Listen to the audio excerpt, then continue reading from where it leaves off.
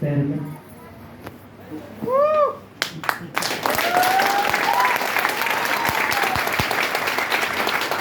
इस सिस्टम में एक शब्द है फॉलो।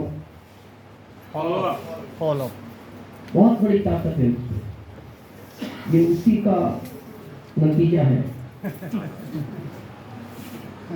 आपकी जो अप्लाई है यहाँ के लोकल होस्ट पंकज जी कई साल से फॉलो ले रहे हैं। वाह, कई साल से। नहीं तो आदमी थक भी जाता है। और कई बार उसको ऐसा लगता है नहीं दे रहे मीटिंग तो हटो अब नहीं लेना।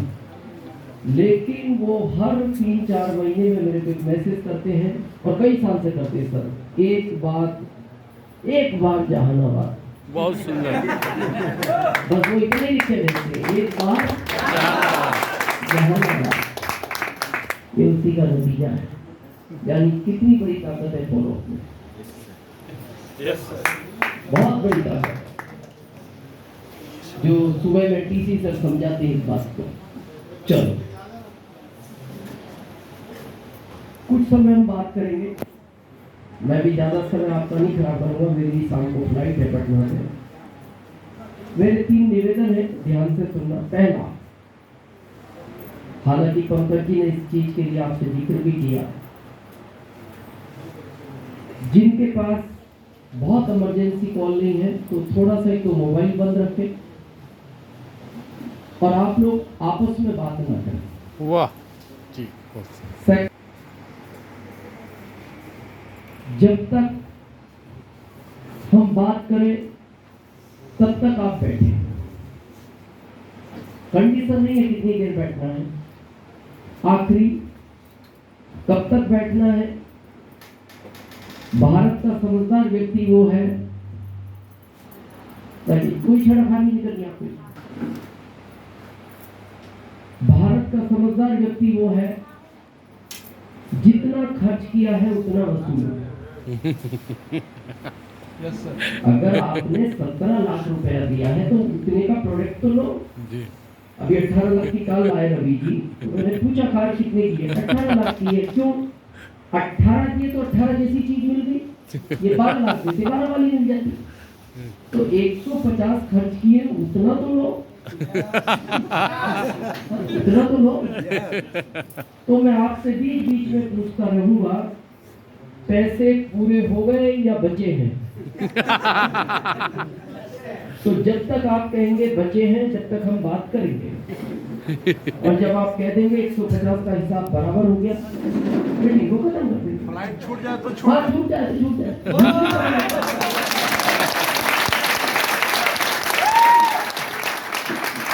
दूसरी खबर में छूट जाए कोई प्रॉब्लम नहीं।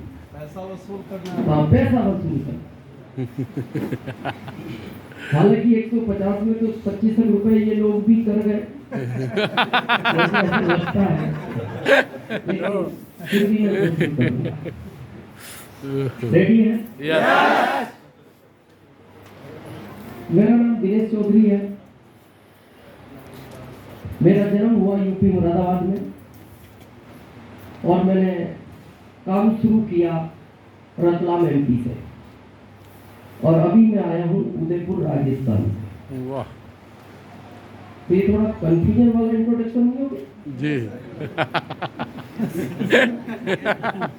जन्मभूमि यूपी मुरादाबाद, कर्म भूमि एमपी रतलाम और अभी आया हूँ उदयपुर राजस्थान से। 2 ही भूमि होती है आदमी की और आपने हमेशा परिचय में सुना होगा जन्मभूमि और कर्म भूमि, और ये 2 ही होती है। तीसरी आज तक किसी ने क्यों नहीं बताई? क्योंकि तीसरी आप जो काम करते हो उससे वो बनती ही नहीं। वो सिर्फ आरसीएम बना सकता है, उसको बोलते हैं एंजॉय भूमि, आनंद लेने की जगह। तो अभी मैं 1.5 साल पहले उदयपुर शिफ्ट हो गया। क्या बात है सर। काम के लिए वहां कोई काम नहीं है, आनंद के लिए रहता। अभी मैं वहीं से आया हूँ और वापस वहीं जाऊंगा। क्या बात। इस सिस्टम में वो ताकत है जो शहर पसंद आ जाए वह घर दिलाने की ताकत रखता है। क्या बात है। जय श्री। मैं जितनी बात आपसे करूंगा मेरी हर बात सच होगी। प्रैक्टिकल बात करता हूँ, लॉजिक के साथ करता हूँ। सच इसलिए बोलता हूँ, ये मेरे दादाजी के संस्कार हैं।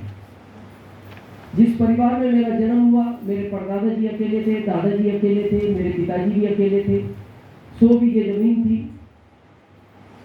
और हमारे पिताजी के हम 4 बच्चे हुए, चारों बेटे बेटी में, हम चारों भाई। तीसरे नंबर का मैं, एक मेरे से छोटा। तो मेरा दिन में लगभग 7 घंटे मेरे दादाजी के साथ व्यतीत करता था मैं। हालांकि आजकल के बच्चे नहीं बैठते दादाजी की क्या, पिताजी के पास नहीं बैठते। और मैं ऐसा मानता हूं कि दादाजी के पास बैठ के जो संस्कार मिलते हैं वो किसी बड़े कॉलेज में भी नहीं मिलते, ऐसा मेरा मानना है। तो मेरे दादाजी हमेशा मेरे से 2 बात कहते थे। लगभग मैं 7 घंटे उनके साथ रहा करता था दिन में, इसलिए मैं स्कूल ज्यादा नहीं जा पाया, उनके साथ ज्यादा रहा। आप सब शाम वाले हैं, मैं दोपहर वाला हूँ। जो ज्यादा पढ़ गए वो शाम तक स्कूल रहे, मैं दोपहर में आ जाता था।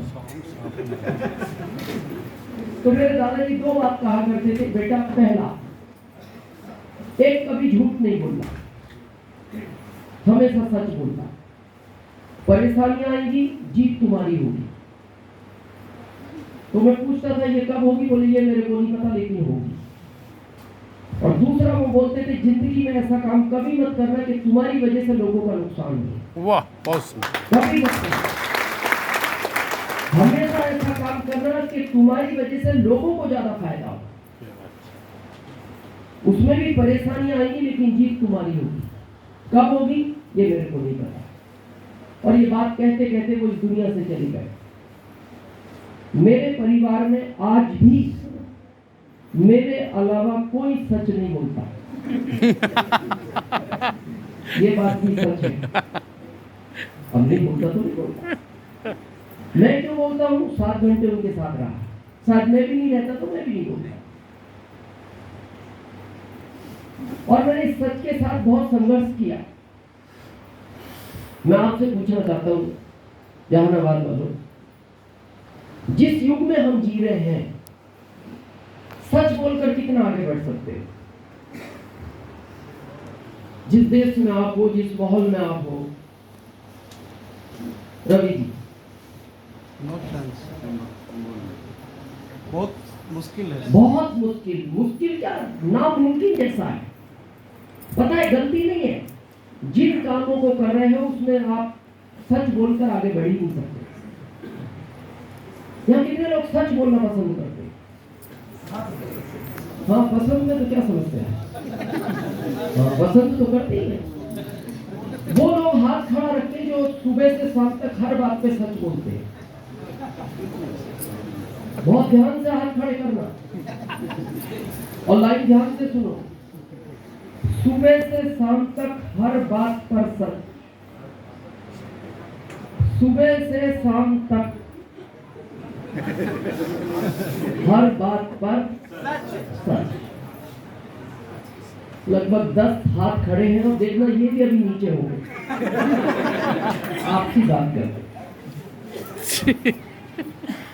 मान लो आपका 4 साल का बच्चा है, एग्जाम्पल ले रहे हैं, समस्या का हल हो जाए। 4 साल का बच्चा है, उसको दांतों की तकलीफ है। आपने डॉक्टर को बताया तो डॉक्टर ने कहा देखो इसको कभी भी आप चॉकलेट मत दिलाना, ये जिंदगी भर के लिए दांत खो सकता है। और ये बच्चा है, जिद करेगा, बच्चा है। तो आप जब भी किराना की दुकान पर जाओ तो इसको बताकर मत जाना, क्योंकि ये बच्चा है, जिद करेगा। तो आप किराना की दुकान पे किसी काम से कोई सामान लेने जा रहे हो और बच्चा आपसे पूछ रहा है पापा क्या किराना की दुकान पर ही जा रहे हो? सच नहीं बोलना पड़े, झूठ बोले पड़े। तो आप तो कह रहे हैं हर बात पे सच बोलते हैं।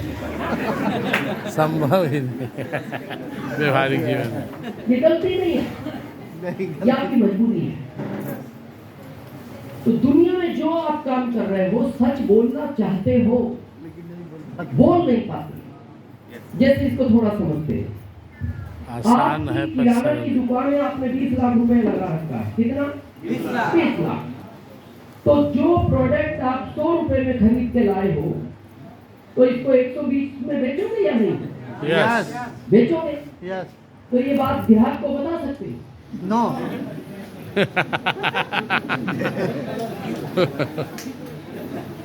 नहीं बता सकते।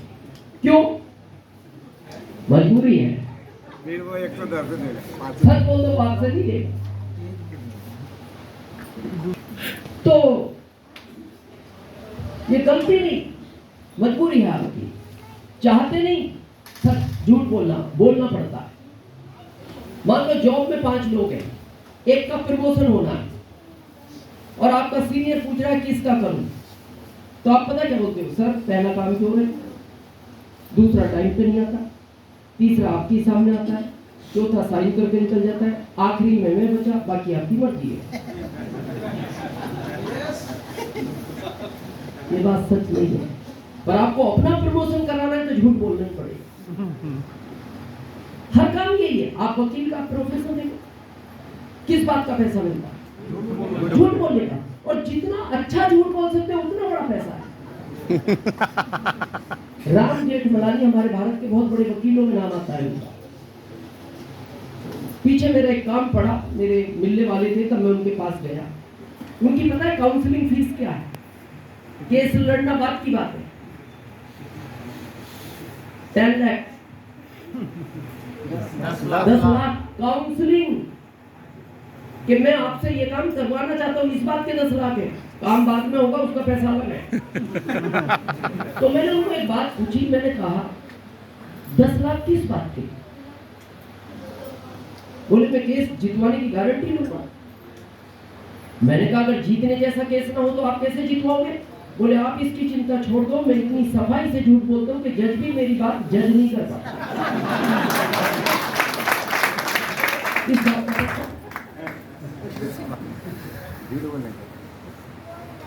दुनिया का यही एक ऐसा काम है जिसमें सच बोलकर अमीर बना जा सकता है। वाह!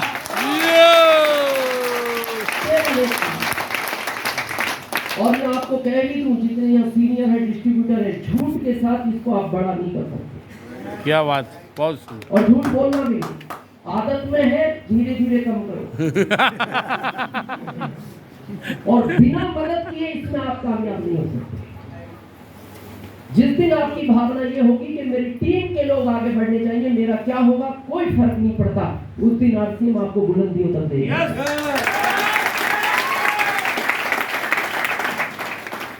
असली अप्लाइंग पता है आरसीएम का कौन होता है? आपके ग्रुप में अगर 20,000 की सिलेक्ट किसी की 10 रुपए से छूट जाए और उस दिन आपको भूख ना लगे तो समझ लो आप एक्चुअल अप्लाइंग हो। बात करेंगे इसकी सब विषयों पर आगे।